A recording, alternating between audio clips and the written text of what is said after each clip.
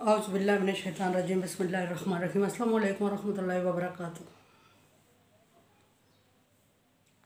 शहर रमज़ानुल्लज़ी उन्ज़िला फ़ीहिल कुरान। कुरान पाक का महीना, रमज़ान का महीना चल रहा है, तो कुरान पाक का महीना भी कहेंगे इसको। कुरान करीम इसमें नाज़िल हुआ। रमज़ान का महीना भी कहेंगे इसको। रोज़े इसमें नाज़िल हुए। सौम भी कहेंगे इसको कि कमा कुतिबा अलल्लज़ीना मिन क़ब्लिकुम लअल्लकुम तत्तक़ून में। अच्छा, मैं अक्सर बात किया करती हूँ, आज मैंने इससे लिया है। पीछे भी ये बात चल चुकी है, लेकिन आज थोड़ी डिफरेंट आ रही है। दुआ मेरे सामने से गुजरी है कुरान पाक को स्टडी करते हुए। तो जहाँ अल्लाह तबारक व तआला ने कुरान पाक के महीने को के साथ अल्लाह तबारक व तआला ने हर एक अमल का अजर जो 70 गुना कर दिया है। जहाँ हम फ़राइज़ अदा करते हैं तो 70 गुना बढ़ जाता है। क़ज़ा जो नमाज़ें हमारी हो चुकी होती हैं, उसका अगर क़ज़ा रमज़ान में क़ज़ा करते हैं तो उसको अदा का सवाब मिलता है। और इसी तरह अगर हम नफल इबादतें करते हैं तो फ़र्ज़ का सवाब मिलता है, और फ़र्ज़ का 70 गुना बढ़ा दिया जाता है। गो ये अल्लाह तबारक व तआला की तरफ से एक एहसान पैकेज है इंसान के लिए, उन लोगों के लिए जो कि पूरी ज़िंदगी मुश्किलात में घिरे रहे हैं और दुनियावी असबाब को तलाश करते रहे और मुश्किलात में पड़े पड़े आखिर इतने दुनिया से मुतनफ़र हो गए हैं, या आखिरत से भी मुतनफ़र हो गए हैं, या अपनी ज़ात से मुतनफ़र हो गए हैं। तो अल्लाह तबारक व तआला ने उन पर, चूँकि अल्लाह तबारक व तआला 70 माओं से ज़्यादा शफ़ीक है, अल्लाह तबारक व तआला ने उनको स्पेशल एक पैकेज दे दिया रमज़ान में। और रमज़ान का क्या कि उनको, क्योंकि सहाबाए किराम से अर्ज़ की, सहाबाए किराम ने अर्ज़ की नबी सल्लल्लाहु अलैहि वसल्लम से कि या रसूलल्लाह, हमसे जो दौलतमंद लोग हैं वो सबकत ले गए हैं। तो फरमाया कि क्यों? फरमाया अर्ज़ की कि इसलिए कि उनके पास पैसा है, रुपया पैसा है, वो सदका खैरात करते हैं, और हमारे पास चूँकि रुपया पैसा नहीं है, हम सदका खैरात नहीं कर सकते, सो हमें वो अजर सवाब नहीं मिलता। तो नबी सल्लल्लाहु अलैहि वसल्लम ने उनकी तसल्ली के लिए फ़रमाया कि बल्कि हकीकत यही है, अल्लाह ने फरमाया हर तस्बीह सदका, हर तहलील सदका है, यानी सुबहान अल्लाह, ला इलाहा इल्लल्लाह, अस्तगफिरुल्लाह, सारा सदक़ात है। रास्ते में से तकलीफ़ दे चीज़ को हटा देना सदका है, किसी के खातर मुस्कुरा देना सदका है, किसी को सलाम कर देना सदका है, किसी को रास्ते की रहनुमाई कर देना सदका है, किसी का बोझ उठा देना सदका है। लेकिन एक बात मैं अक्सर कहा करती हूँ कि फ़ीमेल किसी मेल को देख के स्माइल पास करे, वो सदका नहीं है, वो बाज़ दफ़ा सोशल प्रॉब्लम का सबब बन जाता है। फरमाया अल्लाह ताला ने कि इस तरह इनके मर्दों के दिलों में बीमारी है, कौलन दस्तूरा, सीधी बात किया करो, खरी बात किया करो, कौलन सदीदा, सीधी और खरी बात इनसे कर लिया करो। मेल और फीमेल का कंसेप्ट बता रही हूँ। मर्दों को देख के अगर स्माइल पास करोगे तो फ़ी क़ुलूबिहिम मरज़ फ़ज़ादहुमुल्लाहु मरज़, इनके दिलों में बीमारी है और वो आपसे उम्मीदें लगा बैठते हैं और गलतफ़हमी में पड़ जाते हैं, और वो गलतफ़हमियाँ छोटी नहीं होती, बिला आखिर बहुत बड़ी तबाही का सबब बन जाती हैं। सो ये जो मैं बयान कर रही हूँ कि मुस्कुरा देना सदका है, इस बात को पकड़ के कोई फ़ीमेल मेल के लिए स्माइल पास ना करे, या मेल फीमेल के लिए स्माइल पास ना करें, बल्कि ये अपनी जेंडर्स के लिए कहा गया है, जो इनके अपनी अपनी जेंडर के मुताबिक है। तो ये है कि नबी सल्लल्लाहु अलैहि वसल्लम ने बता दिया कि आप दौलतमंदों से ज़्यादा सदका हासिल कर सकते हैं, स्वाब अजर स्वाब हासिल कर सकते हैं। फिर ये कि एक बंदे के पास अगर कुछ नहीं है और वो समझता है कि ये मुझसे ज़्यादा दौलतमंद है और नेकियों में सबकत ले गया है, तो अगर वो नियत कर लेता है बंदा कि मेरे पास जब भी होगा और मैं अल्लाह की राह में इससे ज़्यादा दूंगा, तो उसको उसकी नियत का अजर मिल जाता है। अल्लाह तबारक व तआला लैसा बिज़्ज़ल्लामिल लिल-अबीद, अपने बंदों के साथ जुल्म नहीं करता। अच्छा, इसी तरह दुआएं मांगने में उसमें दौलत की ज़रूरत नहीं होती। दुआएं जितने खलूस से, जितनी मेहनत से, जितनी मोहब्बत से मांगी जाएंगी, अल्लाह तबारक व तआला उनमें अजर डालता है। एक कल मेरे पास सवाल आया कि नमाज के दौरान, दरमियान नमाज के सूरत, जहाँ नमाज ख़त्म हो रही है तहियात के बाद, अगर हम तशहुद के बाद कोई दुनियावी दुआ मांग लें तो दुनियावी दुआ मांगने की इजाज़त नहीं है। उसमें अल्लाह तबारक व तआला ने एक स्पेशल दुआ रिकमेंड कर ली है, जो ये रब्बना आतिना फिद दुनिया हसनतन व फिल आखिरति हसनतन व क़िना अज़ाबन्नार, कि ये दुआ मांगनी चाहिए। और दुनियावी जो छोटी मोटी चीज़ें हैं, इनको मद्देनज़र रख के दुआएं नहीं इस तरह नमाज के दौरान मांगनी चाहिए। बहुत बड़ी गलतफहमी है और इसका इज़ाला होना चाहिए।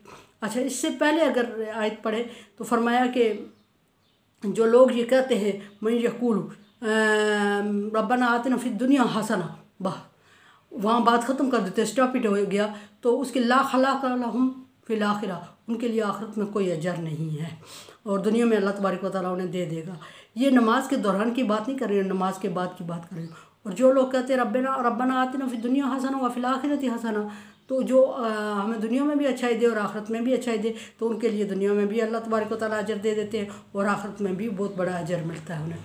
तो दुआ करते वक्त हमेशा रब्बना आतिना फिद दुनिया हसना व फिल आखिरति हसना, इससे प्यारी मेरे ख्याल में कोई ऐसी दुआ और नहीं है जो कि नमाज के दरमियान नमाज के एंड पे मांगी जाए, और ये दुआ दुरूद शरीफ के बाद मांगी जाती है। अच्छा, ये दीन से कंसेप्ट हमारा बहुत, दीन का कंसेप्ट ही नहीं क्लियर है हमारा, जिसकी वजह से हम मुश्किलात में पड़े रहते हैं, और जिधर इधर उधर से बातें मिलती हैं हम उसको दीन का हिस्सा समझ के ऐड कर लेते हैं। और मैं एक बात आपको बताऊं कि पहले दिन इसी वजह से ख़राब हुए कि जब दीन का हिस्सा जो बातें नहीं थी हम उनको दीन का हिस्सा समझ के अब बड़े लोगों से सीख लेते हैं और फिर इसको डन कर लेते हैं कि ये हक़ और सच है, क्योंकि हमारे बुज़ुर्गों ने बताया। हो सकता है हमारे बुज़ुर्ग भूल गए हों या उनको खुद ना पता हो, तो उन्होंने हमें एडवाइस कर दिया। उससे किसी आलम दीन मोतबर हस्ती से रब्ता कर लेना चाहिए अगर आप किसी चीज़ में डाउट में हैं, और उसी को लेके ना चलें जो आप तक पहुंचाई गई है। अब मैं कल बड़ी हैरान हुई हूँ ये बात सुन के कि नमाज के दौरान कोई और दुआ मांगने की इजाज़त है दरमियान नमाज के, जैसे कि नहीं दरमियान भी नहीं, अत्ताहियात के बाद, तो ये बात, या दुरूद शरीफ के बाद, तो ये बात कितनी गलत है। अगर ये कंसेप्ट चल पड़ा तो ये बहुत गलत है। दीन में कोई नई बात ईजाद करना बिदअत है, और कुफ्र और शिर्क के बाद बिदअत कबीरा गुनाह है। और फिर पहले भी ये मैं बता चुकी हूँ कि जो बंदा किसी बिदअत का किसी नई बात के दिन में इब्तिदा करता है तो जितना बुराई करने वालों को गुनाह मिलता जाता है, हर एक के बराबर उस पहले वाले बंदे को मिलता जाएगा, तो उसका बोझ। इसलिए दीन के मामलात में अक्सर लोगों को कहते हुए सुना है कि दीन के मामलात में अपनी तरफ से राय देते हैं जी हम मुसलमान हैं।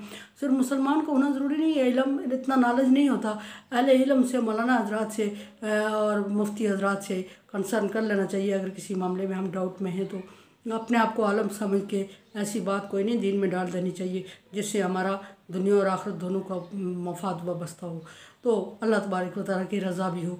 तो दुआ जो सबसे बड़ी अहम दुआ है वो मैंने बता दिया नमाज के, नमाज में रब्बना आतिना फिद दुनिया हसना व फिल आखिरति हसना व क़िना अज़ाबन नार, ये सबसे बड़ी और मुस्तनद दुआ है जिस पे नमाज का एंड होता है, और इसको ही फॉलो करें और अपनी तरफ से इधर उधर की दुआएं नहीं। और ये कि अल्लाह तबारक व तआला से मांगने का दुआ भी मैं पहले भी बता चुकी हूँ, दुआ भी एक इबादत है, और दुआ को भी अल्लाह के साथ खास से करना चाहिए। दुआ में भी किसी और का शामिल कर देना, किसी और से मांग लेना, अल्लाह तबारक व तआला उसको पसंद नहीं करते, और अगर अल्लाह पसंद नहीं करते तो फिर इट मीन कि वो काबिल कबूल नहीं है। काबिल कबूल नहीं है तो इंसान के पास टाइम बड़ा कीमती है और वो अपने टाइम को भी ज़ाया ना करे। ऐसे काम करें नमाज और दुआ के दौरान कि जो अल्लाह ताला के यहाँ काबिल कबूल हो, जिससे इंसान के दर्जात बुलंद हो और दर्जात में फ़र्क पड़े।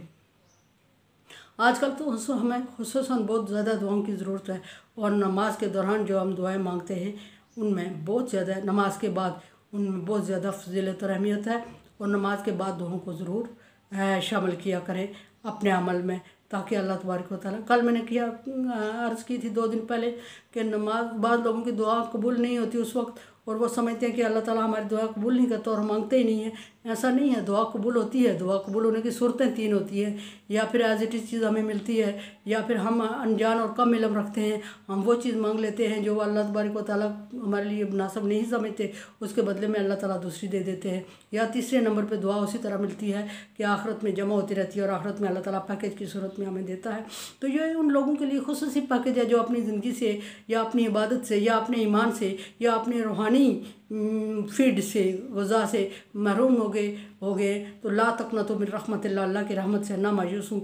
इस वजह से अल्लाह तबारक व तआला ने रमज़ान नाज़िल किया, और रमज़ान में एक अमल का बदला 70 अमल के बराबर होगा।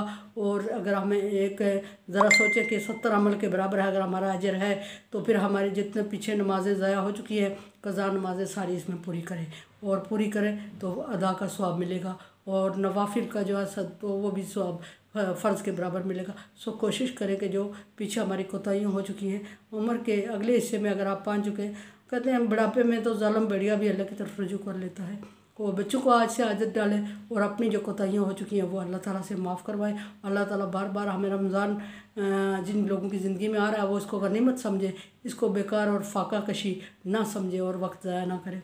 तो तमाम एहतियाती तदाबीर अपनाएं और बचें और बचाएं, और कल की हमेशा की दूरी से आज की थोड़े टाइम की दूरी बेहतर है।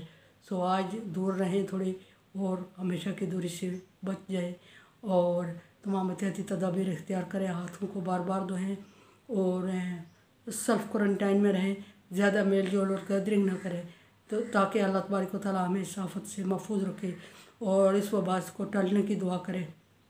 ये मत समझे बाद लोग मायूस हैं, कहते हैं हमारी दुआएं नहीं कबूल होती तो हमें मांगने का फ़ायदा क्या। ये भी कुफ्र है, ये भी कुफरान नेमत है। अल्लाह तबारक व तआला ने अगर हमें टाइम दिया और हम कहें कि कबूल नहीं हो रही है तो मांगने का फ़ायदा, आप मांगते रहें, आपका जाता भी क्या है। अल्लाह तबारक व तआला आखिरत में जब आपको देगा तो उसमें आपको खुशी होगी और आपको एहसास हो जाएगा।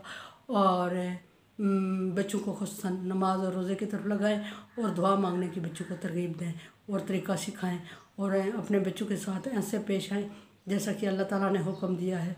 बच्चों को इबादत में, नमाज में, रोज़े में मैंने कहा था कि आधे दिन का रोज़ा रखवा लें, सहरी ज़रूर खिला दें और आधे दिन के बाद उनका रोज़ा इफ्तार करवाएं तो इत्माम थोड़ा सा कर लें ताकि बच्चों को पता हो कि हमने इतना रोज़ा रखना है। आहिस्ता आहिस्ता वो आदी हो जाए। बच्चे जब बड़े हो जाते हैं तो उनको कंट्रोल मुश्किल हो जाता है।